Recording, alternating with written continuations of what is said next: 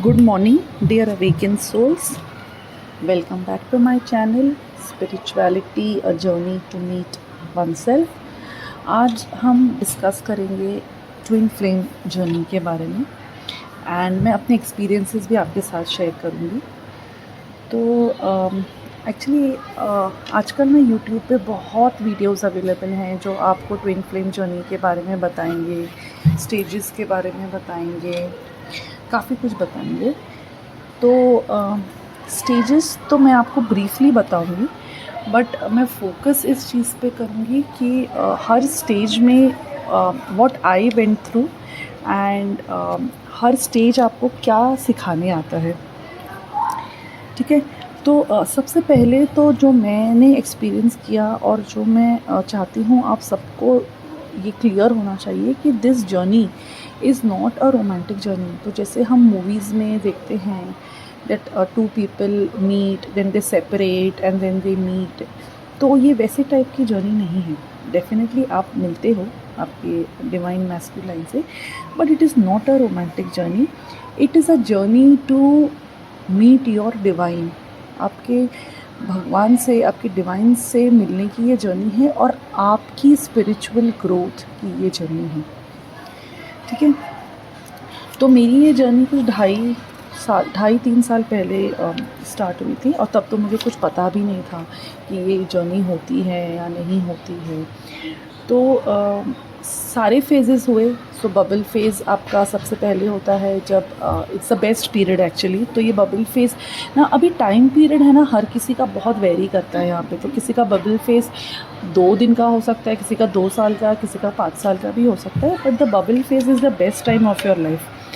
तो मतलब आप मिलते हैं and you know your soul recognises each other, you feel very happy, you feel very loved. तो ये बहुत अच्छा एक फ़ेज़ होता है।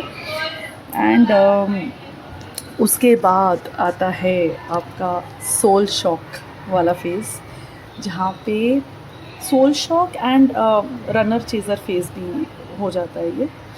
तो जब आप सेपरेट हो जाते हैं, अब सेपरेट होने के भी बहुत अलग अलग रीज़न्स हो सकते हैं।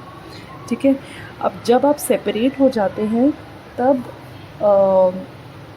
सेपरेट होने से पहले हो सकता है ये कि आप एक चेज़र मोड पे हैं। जनरली ऐसे ही होता है, जो डिवाइन फेमिनाइन होती है वो चेज़र में होती है और जो मैस्कुलाइन होते हैं वो रनर वाले फेज़ में होते हैं।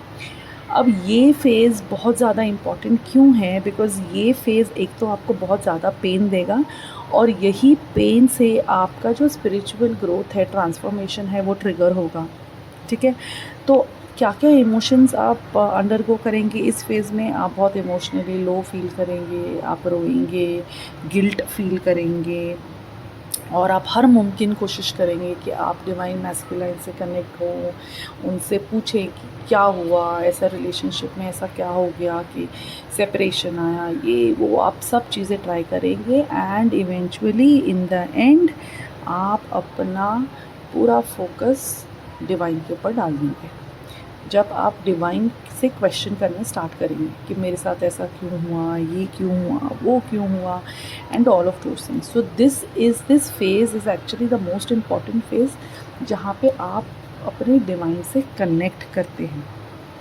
ठीक है, तो उसके बाद उसके बाद अब आपकी ज़िंदगी पूरी तरीके से ट्रांसफॉर्म हो जाती है। तो उसके बाद आप फिर अपना इनर वर्क स्टार्ट करते हैं। सो इनर वर्क मतलब बेसिकली ऐसे नहीं कि आप पूरा सब इनर वर्क करेंगे। जैसे मैंने आपको बताया, मैंने तो सिर्फ एक मेडिटेशन से स्टार्ट किया था, क्योंकि मुझे तो पता ही नहीं था कि ये जर्नी भी है या क्या है। तो मैंने अपने पीस के लिए और अपनी सैनिटी के लिए मैंने मेडिटेशन स्टार्ट किया। सो that is how you will also begin. धीरे धीरे आपको मेंटर्स मिलेंगे, आपको पता चलेगा इनर वर्क क्या होता है, आपको क्या क्या इनर वर्क करना है। तो मेडिटेशन, चक्रा हीलिंग करेंगे, माला जाप करेंगे, बहुत कुछ है जो आप करेंगे। ठीक है, तो another thing is the third phase, जो आपका सरेंडर वाला हम फेज़ बोल सकते हैं या इनर वर्क वाला फेज़ बोल सकते हैं। वो भी बहुत अच्छा है बिकॉज़ उसमें आप बहुत सारी चीज़ें एक्सपीरियंस करेंगे जब आप डिवाइन को सरेंडर करते हैं। ठीक है, आपके इमोशंस लेट गो होंगे, आपके पास ट्रॉमास चले जाएंगे एंड आपको काफ़ी पॉजिटिविटी लगेगी। बस इसके बाद लास्ट फेज़ जो आपका है वो एक रीयूनियन फ़ेज़ है। अब reunion phase does not necessary mean कि आप आपके डिवाइन मैस्कुलिन से शादी ही कर लेंगे। रीयूनियन बेसिकली इज़ आपको रीयूनियन पहले अंदर महसूस होगा आपके अंदर, and then you will connect with your twin flame probably outside.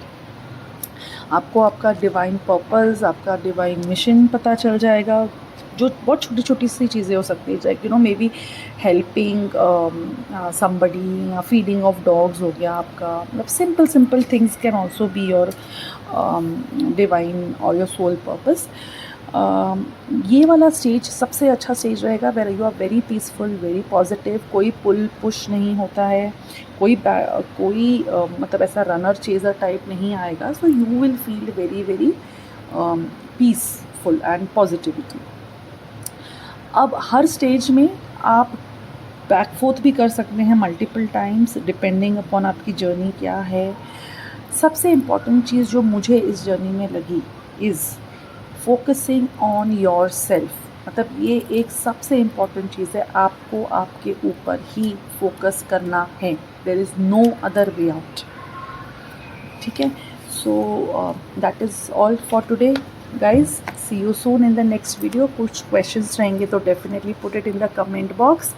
Thank you, bye bye.